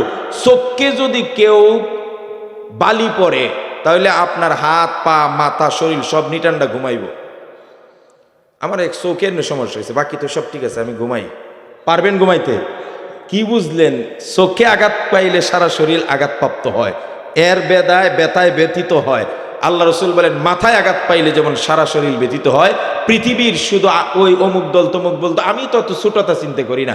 আমি কই আফ্রিকার জঙ্গলে যদি একজন মুসলমান আঘাতপ্রাপ্ত হয়, ব্রিটিশের দেশে আমেরিকায় যদি একজন মুসলমান আঘাতপ্রাপ্ত হয়, ফিলিস্তিনে একটা মুসলমান আঘাতপ্রাপ্ত হয়, ইন্দোনেশিয়া একজন মুসলমান আঘাতপ্রাপ্ত হয়, বাংলাদেশের পঞ্চগড়ে একটা মুসলমান আঘাতপ্রাপ্ত হয়, সমস্ত মুসলমানরা ব্যতীত হয়ে তার পক্ষে দাঁড়িয়ে যাবে। এটাই মুসলমানের রীতি, কথা বলে ঠিক কিনা?